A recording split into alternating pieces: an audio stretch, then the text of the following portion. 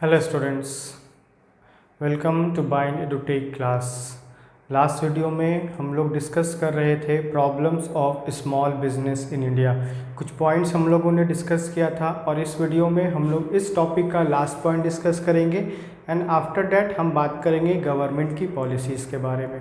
तो last video में जो हम लोगों ने प्रॉब्लम्स को डिस्कस किया था, जिसमें कुछ पॉइंट्स हम लोग रिवाइज कर लेते हैं। पॉइंट नंबर 1 में हम लोगों ने डिस्कस किया था मार्केटिंग प्रॉब्लम। जो जितने भी स्मॉल बिजनेस हैं उन लोगों को प्रॉब्लम होता है अपने प्रोडक्ट को एडवर्टाइज़ करने में, प्रॉब्लम होता है अपने प्रोडक्ट को कंज्यूमर तक रीच करवाने में। यानी जो कंज्यूमर है वो स्मॉल इंडस्ट्रीज़ के प्रोडक्ट के बारे में अवेयर नहीं हो पाता है या वो उसके बारे में उसका इन्फॉर्मेशन वहाँ तक रीच नहीं कर पाता, जिसमें प्रॉब्लम स्मॉल बिजनेस को ये होता है कि जितना पोटेंशियल और मेहनत वो एक प्रोडक्ट को बनाने में लगाता है वो उसके अकॉर्डिंग रिवॉर्ड नहीं ले पाता, यानी जो प्रॉफिट है वो प्रॉफिट अर्न नहीं कर पाता। तो मार्केटिंग प्रॉब्लम होता है क्योंकि एडवर्टाइज़ करने के लिए भी उसके पास क्या चाहिए होगा, पैसा चाहिए होगा। मैंने आपको बताया था कि जो मनी है, जो फाइनेंस है, वो किसी भी बिजनेस का लाइफ ब्लड होता है। ओके, अगर पैसा जो है वो किसी भी बिज़नेस में नहीं होगा तो वो बिज़नेस लंबे समय तक रन नहीं कर पाएगा। अगर हमें बिज़नेस को स्टार्ट भी करना होता है तो हम लोग इनिशियल स्टेज में कैपिटल लगाते हैं, तो इनिशियल कैपिटल जो होता है वो लंबे समय के लिए सफिशिएंट नहीं होता है। तो टाइम टू टाइम हमें पैसा को अपने बिज़नेस में इन्वेस्ट करना होता है। तो अगर हम लोग हर एक्टिविटी को करने के लिए पैसे पे डिपेंड होते हैं, मनी पे डिपेंड होते हैं, तो यहाँ पे जो प्रोडक्शन हो रहा है वो तभी पॉसिबल हो पाएगा जब हमारे बिजनेस में सफिशिएंट मनी होगा। तो स्मॉल स्केल इंडस्ट्रीज जितनी भी हैं उन लोगों के पास शॉर्टेज ऑफ फंड का जो एक प्रॉब्लम है वो हमेशा रहता है। तो शॉर्टेज ऑफ फंड रहेगा तो वो अपनी अदर एक्टिविटीज़ को पूरा नहीं कर पाएगा। फॉर एग्जांपल हम लोगों ने देखा था एडवर्टाइजिंग अगर करना है या किसी प्रोडक्ट को एडवर्टाइज करना है तो उसके लिए भी क्या चाहिए होगा, पैसा चाहिए होगा। वो जब तक नहीं होगा तो कंपनी अपने प्रोडक्ट यानी जो गुड्स को प्रोड्यूस कर रही है या वो कोई सर्विस प्रोवाइड करी, यानी सर्विस प्रोवाइडर कोई इंडस्ट्री है, वो तभी अपने सर्विस के बारे में एज वेल एज अपने प्रोडक्ट के बारे में कंज्यूमर को बता पाएगी जब वो उस प्रोडक्ट को या सर्विस को एडवर्टाइज कर पाएगी। तो एडवर्टीजमेंट भी डिपेंड किस पे करता है, पैसे पे करता है। तो ये एक प्रॉब्लम था। नेक्स्ट पॉइंट हम लोगों ने डिस्कस किया था आउटडेटेड टेक्नोलॉजी। जितनी भी स्मॉल स्केल इंडस्ट्रीज़ हैं वो उन टेक्नोलॉजी को यूज़ कर रही हैं या यूज़ करती हैं जो आज के समय में उतनी इफ़ेक्टिव नहीं है। ओके, अगर आज के समय पर उन टेक्नोलॉजी को यूज़ किया जाए जो हम पहले यूज़ किया करते थे तो वो आज के समय में उतना यूज़फुल नहीं होंगी। तो जितनी भी स्मॉल स्केल इंडस्ट्रीज़ हैं वो आउटडेटेड टेक्नोलॉजी को यूज़ करती हैं और उसका मेन कारण ये होता है या जो मेन उसमें प्रॉब्लम ये होता है कि जो प्रोडक्ट निकलता है वो फाइन क्वालिटी का नहीं निकलता है, प्रोडक्ट का फाइन क्वालिटी नहीं हो पाता है, वेस्टेज ऑफ रॉ मटेरियल बहुत ज़्यादा होता है, यानी जो कॉस्ट ऑफ प्रोडक्शन है वो इंक्रीज़ हो जाता है। आज के समय पे जितनी भी मल्टीनेशनल इंडस्ट्रीज़ हैं या लार्ज कंपनीज़ हैं वो सारे उन टेक्नोलॉजी को यूज़ करती हैं जिनसे उनके प्रोडक्ट का क्वालिटी बहुत अच्छा हो, कॉस्ट ऑफ प्रोडक्शन कम हो, यानी जो हाई टेक्नोलॉजी है या लेटेस्ट टेक्नोलॉजी है उन टेक्नोलॉजी को यूज़ करती है। लेकिन स्मॉल स्केल इंडस्ट्रीज़ के साथ एक प्रॉब्लम है shortage of fund. Shortage of fund के कारण वो हाई टेक्नोलॉजी या न्यू टेक्नोलॉजी को परचेज़ नहीं कर पाती हैं। फिर एक और चीज़ हम लोगों ने देखा था कि जितने भी लेबर्स हैं वो उस चीज़ को हैंडल करने के लिए कैपेबल नहीं हैं, तो ये भी एक प्रॉब्लम था। ओके, तो इस वीडियो में हम पॉइंट नंबर 9 से डिस्कस करेंगे। Point number 9 is global competition. Okay, the LPG policy initiated by government in 1991। अगर हम लोग ग्लोबल कंपटीशन की बात करते हैं तो पहले इंडिया जो था एलपीजी से पहले, लिबरलाइजेशन, प्राइवेटाइजेशन और ग्लोबलाइजेशन से पहले जो हमारा मार्केट था वो सीमित था। अगर हम इंडिया की बात करते हैं तो इंडिया का मार्केट में वही लोग थे जो इंडियन थे। यहाँ पर जितने बिजनेस मैन थे या उनकी जो बिज़नेस थी वहाँ पे जो प्रोडक्शन हो रहा था वो जो सर्विस प्रोवाइड कर रहे थे, तो कंपटीशन तो उस समय भी था लेकिन बहुत ज़्यादा कंपटीशन नहीं था, आउटसाइडर से कंपटीशन नहीं था।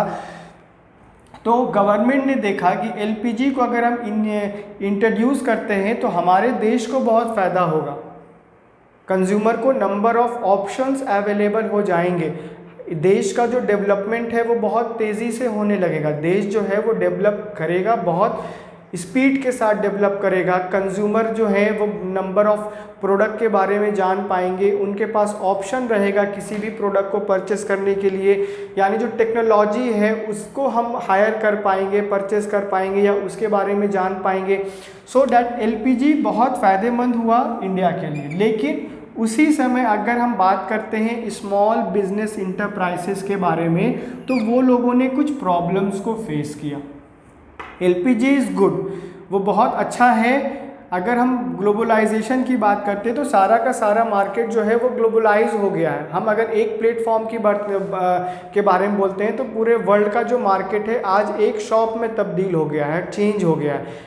ओके, तो नंबर ऑफ शॉप्स में हमें विजिट नहीं करना पड़ता है, आजकल हम लोग ऑनलाइन शॉपिंग कर लेते हैं। ओके, किसी दूसरे देश के प्रोडक्ट को हम लोग अपने देश में परचेस कर लेते हैं, तो नंबर ऑफ फैसिलिटीज़ तो अवेलेबल हुआ कंज्यूमर को। लेकिन जो स्मॉल स्केल इंडस्ट्रीज़ थी जिसके पास शॉर्टेज ऑफ फंड है, वो लोगों को बहुत ज़्यादा प्रॉब्लम फेस करना पड़ा। ओके, वो लोगों ने देखा कि अगर इतनी सारी कंपनीज़ हैं मार्केट में और उनका जो प्रोडक्ट बन रहा है वो बहुत ही फाइन क्वालिटी का बन रहा है, वो लोग जो टेक्नोलॉजी यूज़ कर रहे हैं, हाई टेक्नोलॉजी यूज़ कर रहे हैं, और उससे जो नुकसान होने लगा वो स्मॉल इंटरप्राइजेस को नुकसान होने लगा। ओके, तो गवर्नमेंट ने इनिशिएट कब किया? गवर्नमेंट ने इनिशिएट किया इस पॉलिसी को इन 1991। ओके, ये ईयर जो है आपने याद रखना है कि 1991 में क्या आया? एलपीजी आया, that is liberalisation, privatization and globalization. Then increase the following problems for small business enterprises. Scheme तो बहुत अच्छा है लेकिन ये प्रॉब्लम बन गया किसके लिए? स्मॉल बिजनेस के लिए। स्मॉल बिजनेस जिनके पास एक लिमिटेड एरिया था, लिमिटेड मटेरियल्स थे, लिमिटेड फंड्स अवेलेबल था, और वो लोग उसी में कंपटीशन कर रहे थे। जितने भी स्मॉल स्केल इंडस्ट्रीज़ थी उनके पास शॉर्टेज ऑफ फंड रहा, लेकिन फिर भी वो प्रयास कर रहे थे कि कैसे हम सरवाइव कर पाए, कैसे हम अपने आप को बूस्ट कर पाए, कैसे हम कंज्यूमर के रिक्वायरमेंट्स को पूरा कर पाए। लेकिन उस समय भी वो कंज्यूमर के रिक्वायरमेंट्स को पूरा करने में थोड़े से कैपेबल नहीं थे, असमर्थ थे। जितना डिमांड हो रहा था वो उतना सप्लाई नहीं कर पा रहे थे। जैसा कंज्यूमर प्रोडक्ट का डिमांड कर रहा था वैसे प्रोडक्ट को वो लोग सप्लाई नहीं कर पा रहे थे, तो ये सारा डिमेरिट्स भी काउंट हो रहा था। So let's see the some points. They have to face competition not only medium and large domestic industries but also from MNCs। पहले जो इंडिया में जितनी भी मीडियम और लार्ज डोमेस्टिक इंडस्ट्रीज़ थे वो सारे कौन थे? स्मॉल स्केल इंडस्ट्रीज़ के कंपटीशन थे, यानी कॉम्पिटिटर्स थे। तो मीडियम स्केल की बात करते हैं या लार्ज डोमेस्टिक इंडस्ट्रीज़ की बात करते हैं, तो ये सारे इंडस्ट्रीज़ जो थे वो स्मॉल स्केल इंडस्ट्रीज़ के कंपटीशन थे।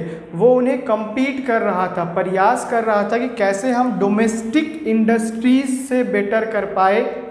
बेटर नहीं भी कर पाए तो एटलीस्ट उतना तक तो कर सकते हैं जितना लार्ज और मीडियम इंडस्ट्रीज़ अपने प्रोडक्ट को बनाने में मेहनत करता है, या उसके प्रोडक्ट का क्वालिटी होता है, या उसके प्रोडक्ट का स्टैंडर्ड होता है।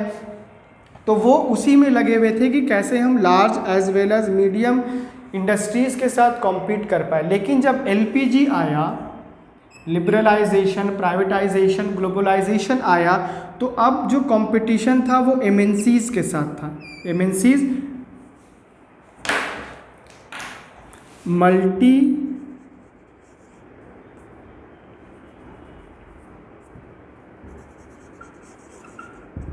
National companies. ओके, एमएनसीज का मतलब होता है मल्टीनेशनल कंपनीज। जितनी भी मल्टीनेशनल कंपनीज थी अब वो कंपटीशन देने लगी किसको? स्मॉल स्केल इंडस्ट्रीज़ को। पहले तो मीडियम और लार्ज डोमेस्टिक इंडस्ट्रीज, यानी याद रखना है कि डोमेस्टिक इंडस्ट्रीज ही थे जो कंपटीशन थे, लेकिन आफ्टर एलपीजी 1991 के बाद जो मल्टीनेशनल कंपनीज थी अब वो भी कॉम्पिटिटर बन गए किसके, स्मॉल स्केल इंडस्ट्रीज़ की। अब नंबर ऑफ कंट्रीज़ जो थे वो अपने प्रोडक्ट को इंडिया में सेल आउट करने लगे या यहाँ करके बिजनेस को इस्टेब्लिश करने लगे। तो जब डेवलपिंग कंट्री में आकर के अपने बिजनेस को इस्टेब्लिश करेगा, इंडिया का जो मार्केट है वो बहुत बड़ा मार्केट है।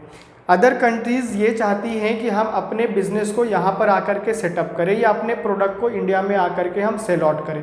कारण ये है कि यहाँ के जो कंज्यूमर है वह बहुत ज़्यादा है। यहाँ पर कंज्यूमर, इंडिया में जो कंज्यूमर अवेलेबल है वो बहुत ज़्यादा कंज्यूमर है, मार्केट बहुत बड़ा मार्केट है। तो हर देश ये चाहता है कि हम अपने प्रोडक्ट को इंडिया में सेल आउट करें। ओके, सो जितनी भी मल्टीनेशनल कंपनीज थी उन लोगों ने भी सोचा कि हम आकर के इंडिया में सेल आउट करें। ये उन्होंने अपने प्रॉफिट के बारे में सोचा, लेकिन यहाँ पर लॉस कौन बेयर कर रहा है, यहाँ पर लॉस बेयर करेगा स्मॉल बिजनेस।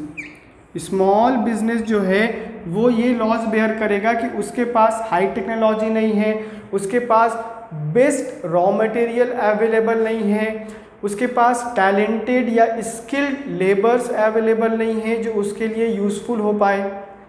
लेकिन जितनी भी मल्टीनेशनल कंपनीज़ है उनके पास लेटेस्ट टेक्नोलॉजी है, हाई टेक्नोलॉजी है, वो लोगों का कॉस्ट ऑफ प्रोडक्शन भी बहुत कम होता है, स्किल्ड लेबर अवेलेबल हैं जिनके पास पोटेंशियल है, नॉलेज है, टैलेंट है। वो सारे मल्टीनेशनल में जाएंगे।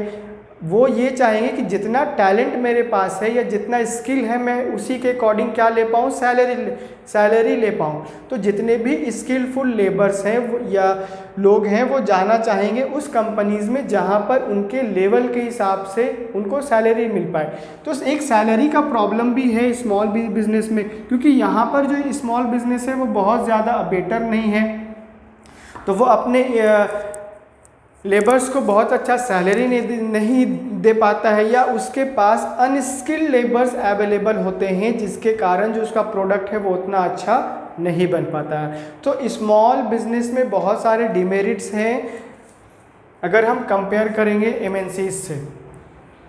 Next, they are unable to withstand quality. Okay, जितनी भी स्मॉल स्केल इंडस्ट्रीज़ हैं वो लोगों का एक डिमेरिट ये होता है कि क्वालिटी में वो लोग कॉम्प्रोमाइज़ कर लेते हैं या वो लोग अपने क्वालिटी को स्टैंडर्ड क्वालिटी में नहीं रख पाते। क्वालिटी स्टैंडर्ड वो लोगों का नहीं हो पाता है। क्यों नहीं हो पाता है? मैंने आपको पहले बताया कि शॉर्टेज ऑफ फंड है। किस चीज़ का कमी है? Shortage of funds. तो शॉर्टेज ऑफ फंड्स है तो यहाँ पर पैसा नहीं होगा तो रॉ मटेरियल जो है वो बेस्ट क्वालिटी का नहीं मिल पाएगा। तो रॉ मटेरियल अगर बेस्ट क्वालिटी का नहीं मिलेगा, अच्छा इक्विपमेंट या मशीनरी यूज़ नहीं करेंगे, तो जो प्रोडक्ट का क्वालिटी जितना होना चाहिए, जितना कंज्यूमर के द्वारा डिमांड किया गया है या कंज्यूमर जितना ये चाहता है कि इस प्रोडक्ट का क्वालिटी इतना हो, वो तभी पॉसिबल है जब हम अच्छी टेक्नोलॉजी को यूज़ करेंगे। तो अच्छी टेक्नोलॉजी को यूज़ करने के लिए भी हमें क्या चाहिए? पैसा चाहिए होगा। तो technological skill and financial credit worthiness of the large domestic industries and MNCs. तो आप देखोगे कि जितनी भी एमएनसीज हैं या जितनी भी लार्ज डोमेस्टिक इंडस्ट्रीज़ हैं उनके पास ये सारी चीज़ें अवेलेबल हैं। लेकिन अगर हम एमएनसीज स्मॉल स्केल इंडस्ट्रीज़ की बात करते हैं तो क्वालिटी प्रॉब्लम है वो लोगों के साथ, टेक्नोलॉजिकल चीज़ें वो लोगों के पास अवेलेबल नहीं है। लेकिन अगर हम बात करते हैं लार्ज डोमेस्टिक इंडस्ट्रीज़ और एमएनसीज़ की, तो वो लोगों का जो क्वालिटी ऑफ प्रोडक्ट होता है वो बेस्ट होता है। वो ये चाहते हैं कि हम बेस्ट से बेस्ट रॉ मटेरियल यूज़ करें, बेस्ट से बेस्ट हम टेक्नोलॉजी यूज़ करें, हमारे जो जितने भी लेबर्स हैं वो स्किलफुल होने चाहिए, नॉलेजेबल होने चाहिए, जिसका कारण ये होता है कि वो लोग मैक्सिमम प्रॉफिट अर्न करना चाहते हैं। तो मैक्सिमम प्रॉफिट वो तभी अर्न कर पाएंगे जब ये सारी चीज़ें उनके बिजनेस में अवेलेबल होंगी। अगर ये सारी चीज़ें अवेलेबल हैं तो जो उनका प्रोडक्ट है वो भी अच्छा बनेगा। प्रोडक्ट अच्छा बनेगा तो मार्केट में जब वो सप्लाई होगा तो नंबर ऑफ कंज्यूमर जो है वो उस प्रोडक्ट को परचेस करेंगे, और जब वो परचेस करेंगे तो कंपनी क्या कमाएगा, प्रॉफिट कमाएगा। तो इस तरीके से कंपनी और डेवलप करेगा। लेकिन ये प्रॉब्लम होगा एमएनसी स्मॉल स्केल इंडस्ट्रीज़ को, उसके पास तो अवेलेबल नहीं है। Next we have point number 3, they have limited access to markets to develop countries due to their stringent requirement of the quality certification like ISO 9000। Okay, तो एक problem ये होता है कि आप देखोगे कि जो एक स्टैंडर्ड होना चाहिए प्रोडक्ट का, वो स्मॉल स्केल इंडस्ट्रीज मेंटेन नहीं कर पाता है, या उस स्टैंडर्ड को वो रीच नहीं कर पाता है। तो जब भी उस क्वालिटी प्रोडक्ट की क्वालिटी का जांच होगा या वेरिफिकेशन होगा, तो वो उस क्वालिटी को वो रीच नहीं कर पाएगा, या वो उस स्टैंडर्ड को रीच नहीं कर पाएगा। तो उसे कैसे सेटिस्फाई किया जाएगा गवर्नमेंट के द्वारा कि ये जो प्रोडक्ट है बहुत अच्छी क्वालिटी का है। तो वो प्रोडक्ट जो है वो सुपीरियर क्वालिटी में कैसे आएगा, जब उसने स्टैंडर्ड को रीच नहीं किया तो वो इन्फीरियर क्वालिटी में आएगा। यानी वैसे प्रोडक्ट जो यूज़ के लायक तो हैं लेकिन क्वालिटी के मामले में बहुत ज़्यादा अच्छे नहीं माने जाते हैं। तो वैसे प्रोडक्ट को हम सेटिस्फाई क्यों करेंगे? तो स्टैंडर्ड को रीच करने के लिए उसको पूरा प्रयास करना पड़ेगा। तो ये एक प्रॉब्लम हो जाता है स्मॉल स्केल इंडस्ट्रीज़ को। Next we have is government assistance and special schemes. Government ने कुछ हेल्प प्रोवाइड किया है, कुछ स्पेशल स्कीम्स गवर्नमेंट ने बनाए हैं for industries in rural, backward and hilly areas. Government ये चाहता है कि मैं ज़्यादा से ज़्यादा सपोर्ट दूं उन इंडस्ट्रीज़ को जो रूरल एरिया में हैं, जो बैकवर्ड एरिया में हैं, या जो हिली एरिया में हैं। गवर्नमेंट ये चाहता है कि अगर हम रूरल एरिया में जितने भी इंडस्ट्रीज़ हैं या स्मॉल स्केल इंडस्ट्रीज़ हैं या बैकवर्ड एरिया में हैं या हिली एरिया में हैं, वो इंडस्ट्रीज़ अगर वहाँ पर इस्टेब्लिश हैं, टाइम टू टाइम अगर गवर्नमेंट सपोर्ट करेगा तो हो सकता है कि वो डेवलप कर पाए। तो गवर्नमेंट ने कुछ स्पेशल स्कीम्स भी बनाए हैं, और स्कीम्स का फ़ायदा किसे होगा? उन इंडस्ट्रीज़ को होगा जो इन एरियाज़ में हैं। इन एरिया में उन लोगों ने अपने बिजनेस को इस्टेब्लिश किया है। तो गवर्नमेंट चाहता है कि चलो अगर एक साइड बिजनेसमैन इनिशिएट कर रहा है तो मैं भी, गवर्नमेंट जो है वो भी क्या करेगा, उनको सपोर्ट करेगा। तो उससे क्या होगा कि वो जो एरिया है वो डेवलप करेगा। अब बहुत सारे बिजनेसमैन हैं वो ये चाहते हैं कि हम अर्बन एरिया में अपने बिजनेस को इस्टेब्लिश करें, तो रूरल एरिया डेवलप कैसे होगा? वहाँ पे रूरल एरिया या बैकवर्ड एरिया में जितने लोग रह रहे हैं उनको जॉब कैसे मिलेगा? क्या वो सारे के सारे लोग शहर आ जाएंगे या अर्बन एरिया में आ जाएंगे? फिर अगर ऐसे देखेंगे तो अर्बन एरिया का पॉपुलेशन बढ़ जाएगा, पॉपुलेशन बढ़ेगा, लोगों के पास रहने के लिए जगह नहीं होगा, और जो रूरल एरिया है वो धीरे धीरे खाली होने लगेगा। तो गवर्नमेंट ने देखा कि अगर हम चाहते हैं कि ये रीजनल बैलेंस हो, सारी जगह डेवलपमेंट जो है वो सेम परसेंटेज से हो, तो हमें हर उस एरिया में ध्यान देना चाहिए जहाँ पर किसी चीज़ का कमी है। तो रूरल एरिया को डेवलप अगर हम करेंगे तो यहाँ पर जितने लोग रह रहे हैं वो उनको जॉब मिलेगा। उनको अगर जॉब मिलेगा तो लेवल ऑफ स्टैंडर्ड उनका इंक्रीज होगा। Some of the support measures and programs meant for promotion of small and rural industries. देखो यहाँ पर क्या हुआ, कुछ प्रोग्राम्स को बनाया गया या प्रमोशनल स्कीम्स बनाए गए, किसके लिए? सपोर्ट देने के लिए, किसको? स्मॉल एंड रूरल इंडस्ट्रीज़ को, ताकि जो वहाँ पर डेवलपमेंट हो पाए वो पूर्णता हो पाए, यानी पूरी तरीके से वहाँ पर डेवलपमेंट हो पाए। अगर हम बात करते हैं वेट मशीन की, आपने देखा होगा तराजू जिसे बोलते हैं, जिसमें दो साइड होता है। अगर हम एक साइड 2 kg को रखेंगे और एक साइड अगर हम ½ kg को रखेंगे, क्या दोनों बैलेंस हो पाएगा? नहीं हो पाएगा। तो दोनों को बैलेंस करने के लिए तो दोनों साइड हमें सेम वेट को रखना पड़ेगा। यहाँ अगर हम लोगों ने 2 kg रखा है तो यहाँ पे 2 kg को रखना पड़ेगा। अगर हम चाहते हैं कि इंडिया जो है वो ओवरऑल डेवलप हो, यानी जो पूरा देश है उस पूरे देश को हम डेवलप करें, हर एक सेक्टर हर एक एरिया को डेवलप करें, तो हमें हर उस एरिया में ध्यान देना पड़ेगा जहाँ पर आज वैसा डेवलपमेंट नहीं है जैसा होना चाहिए। ओके, तो सिंस इंडिपेंडेंस की अगर हम बात करते हैं तो गवर्नमेंट ने हर उस स्कीम्स को लाया है, गवर्नमेंट ने सपोर्ट किया है हर उस एरिया को जो एरिया बैकवर्ड है, जो एरिया रूरल एरिया कहलाता है या जो हिली एरिया है जहाँ पे बहुत सारे लोग जाकर के बिजनेस स्टार्ट नहीं करना चाहते हैं। तो बहुत सारी चीज़ें हैं जिसको गवर्नमेंट ने देखा है। Are grouped in the following 2 category, तो गवर्नमेंट ने 2 कैटेगरी में इन्हें डिवाइड किया है या ग्रुप किया है। Okay, number 1 is institutional support, institutional support दिया है, और दूसरा हमारा है incentives. Okay, incentives and institutional support. पहले हम बात करेंगे about institutional support. Institutional support क्या है, तो 1 by 1 we will discuss about institutions जिनके द्वारा गवर्नमेंट ने हेल्प प्रोवाइड किया है।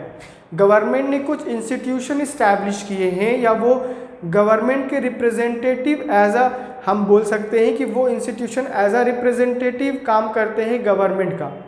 क्यों? क्योंकि वो गवर्नमेंट के बताए इंस्ट्रक्शन पर ही काम करते हैं, गवर्नमेंट ने जो बोला है वो उसी के अकॉर्डिंग काम करते हैं। गवर्नमेंट ने जिस कारण उन्हें इस्टेब्लिश किया है या जिस कारण उस इंस्टीट्यूशन को बनाया गया है वो उसी के अकॉर्डिंग क्या करेंगे, काम करेंगे। सो 1 by 1 हम लोग सारे इंस्टीट्यूशन के बारे में डिस्कस करेंगे। पहले हम बात करते हैं अबाउट नबार्ड, NABARD, नबार्ड। नबार्ड का फुल फॉर्म क्या है, national bank for agriculture and rural development. नाम से पता चल रहा है कि नेशनल बैंक है for agriculture and rural development, agriculture से रिलेटेड है और रूरल एरिया से रिलेटेड है, यानी जो रूरल डेवलपमेंट है वो काम किसको दिया गया है, वो नबार्ड को दिया गया है। वो नबार्ड रिस्पॉन्सिबल है कि वो एग्रीकल्चर सेक्टर पे ध्यान दे। अगर एग्रीकल्चर सेक्टर में किसी चीज़ का कमी है तो वो फाइनेंशियली वहाँ पर सपोर्ट करे। ओके, और रूरल डेवलपमेंट की अगर बात करते हैं तो वैसे एरिया जो रूरल सेक्टर में इंक्लूड होते हैं या रूरल एरिया कहलाते हैं, वहाँ पर अगर डेवलपमेंट करना है, वहाँ पर इन्हांसमेंट करना है तो who is responsible, NABARD is responsible. Started its operation with effect from जुलाई 5, 1982। अगर नबार्ड की बात करते हैं तो नबार्ड को कब इस्टेब्लिश किया गया या नबार्ड ने कब अपना काम करना स्टार्ट किया, तो नबार्ड ने काम स्टार्ट किया जुलाई 5, 1982 से। The NABARD provides loans and advance. NABARD क्या प्रोवाइड करता है, तो नबार्ड लोन्स प्रोवाइड करता है, एडवांस प्रोवाइड करता है टू एग्रीकल्चर। किसे? Agriculture, small scale industries. Agriculture को और स्मॉल स्केल इंडस्ट्रीज़ को ये लोन्स प्रोवाइड करता है, यानी फाइनेंशियल सपोर्ट वो दे रहा है। मैंने आपको बताया कि जितनी भी स्मॉल स्केल इंडस्ट्रीज़ हैं उनके पास शॉर्टेज ऑफ फंड हमेशा ये प्रॉब्लम एग्जिस्ट करता है या उस प्रॉब्लम को वो साथ में लेकर के अपने बिजनेस को रन करते हैं। तो नबार्ड क्या करेगा, वो फाइंड आउट करेगा कि जितने भी स्मॉल स्केल इंडस्ट्रीज़ हैं उनके पर्पस क्या है, सर्विस प्रोवाइडर हैं या किसी प्रोडक्ट को वो लोग प्रोड्यूस कर रहे हैं। सो अगर वहाँ पर फाइनेंस की कमी है या पैसे की ज़रूरत है तो वो लोग वहाँ पर उन लोगों को लोन दे पाए। नबार्ड क्या देगा, लोन देगा, एडवांस देगा, ताकि वो अपने बिजनेस को और ज़्यादा डेवलप कर पाए, बिजनेस का जो रिक्वायरमेंट है वो रिक्वायरमेंट को पूरा कर पाए। अगर उन्हें टेक्नोलॉजी से रिलेटेड कुछ परचेस करना है तो वो लोग उस पैसे के थ्रू कर सकते हैं। नबार्ड ने लोन दिया है, नबार्ड ने एडवांस दिया है, वो उस पैसे के ज़रिए उन टेक्नोलॉजी को परचेज ईजिली कर सकते हैं और वो अपने रिक्वायरमेंट्स को पूरा कर सकते हैं। आर्टिशियंस, वैसे लोग जो आर्टिशियंस हैं बट दे उन लोगों के पास उतना अमाउंट ऑफ मनी नहीं है कि वो लोग अपनी क्रिएटिविटी को दिखा पाए। उनके अंदर जो क्षमता है, जो कैपेबिलिटी है, क्रिएटिविटी है, उनको डेवलप करने के लिए या उनको रिप्रेजेंट करवाने के लिए नबार्ड क्या करता है, लोन देता है। Cottage industries, cottage and village industries, handicraft industries जो हैं वो सारे बिजनेस को क्या दे रहा है, नाबार्ड लोन दे रहा है। And other allied economic activities, यानी जितनी भी इकोनॉमिक एक्टिविटीज़ करनी है बिजनेस में, वो सारा का सारा कमी अगर है या रिक्वायरमेंट है तो कहाँ से बिजनेसमैन पूरा कर सकता है, तो नाबार्ड के थ्रू वो पूरा कर सकता है। तो नाबार्ड जो है वो केवल पैसा नहीं देता है, साथ में बहुत सारी चीज़ें वो बताता भी है, एक सजेशन भी प्रोवाइड करता है, एक एडवाइस प्रोवाइड करता है कि आपका अगर बिजनेस है तो आप कैसे इसे डेवलप कर सकते हो। क्योंकि हम लोगों ने पहले ही चैप्टर्स में पढ़ा है, जब हम लोगों ने पढ़ा बिजनेस फाइनेंस के बारे में पढ़ रहे थे, तो उसमें हम लोगों ने जो फाइनेंशियल इंस्टीट्यूशन के बारे में पढ़ा, तो गवर्नमेंट ने जितने भी फाइनेंशियल इंस्टीट्यूशन बनाए हैं उनमें गवर्नमेंट ने वहाँ पर कुछ लोगों को स्पेशली हायर किया गया है जो बिज़नेस को क्या देते हैं, सजेशंस देते हैं, एडवाइस देते हैं। क्योंकि आप देखोगे कि स्मॉल स्केल इंडस्ट्रीज़ में जितने भी लोग इंगेज हैं, लोग काम कर रहे हैं, वो लोग ज़्यादा स्किलफुल नहीं हैं, ज़्यादा नॉलेजेबल नहीं है, बट उन लोगों को बिजनेस रन करना है, they have some talent no doubt, but the thing is कि बहुत ज़्यादा वो लोग स्किलफुल नहीं हैं। तो वो जो रिप्रेजेंटेटिव है वो वहाँ पर क्या बताएगा कि आपको अगर बैंक ने इतना पैसा दिया है तो आप अपने बिजनेस की किस किस एक्टिविटी को पूरा करने में कितना पैसा लगा सकते हो, कौन सा एक्टिविटी आपके लिए ज़्यादा ही फ्रूटफुल रहेगा या लाभदायक रहेगा, किस एक्टिविटी को करने के बाद आप मैक्सिमम प्रॉफिट अर्न कर सकते हो, या आपको कहाँ पर पैसा ज़्यादा इन्वेस्ट करना चाहिए। तो इकोनॉमिक एक्टिविटी को पूरा करने के लिए जो नाबार्ड है वो लोन देता है, नाबार्ड जो है वो हेल्प प्रोवाइड करता है। ओके, तो इस वीडियो में हम लोगों ने सबसे पहले डिस्कस किया प्रॉब्लम्स को, problem of small business in India, point number 9, जिसमें हम लोगों ने देखा ग्लोबल कंपटीशन को। ओके, कि ग्लोबल कंपटीशन क्या है। एलपीजी के आने के बाद, एलपीजी जब गवर्नमेंट ऑफ इंडिया ने इनिशिएट किया इन 1991 में एलपीजी को, लिबरलाइजेशन, प्राइवेटाइजेशन और ग्लोबलाइजेशन को, वो बहुत अच्छा था इंडिया के पर्सपेक्टिव से। लेकिन अगर हम लोग बात करते थे, हम लोगों ने बात किया स्मॉल स्केल इंडस्ट्री स्केल, तो वो उसके लिए प्रॉब्लम बन गया। ओके, देन हम लोगों ने डिस्कस किया government assistance and special schemes को, जिसमें हम लोगों ने 2 पॉइंट या 2 ग्रुप के बारे में जाना, इंस्टीट्यूशनल सपोर्ट और इंसेंटिव्स। इंस्टीट्यूशनल सपोर्ट में हम लोगों ने अभी केवल पॉइंट नंबर ए डिस्कस किया है, जो है NABARD, national bank for rural agriculture and rural development. Institutional support में नेक्स्ट पॉइंट नंबर बी हम लोग नेक्स्ट वीडियो में डिस्कस करेंगे। ओके।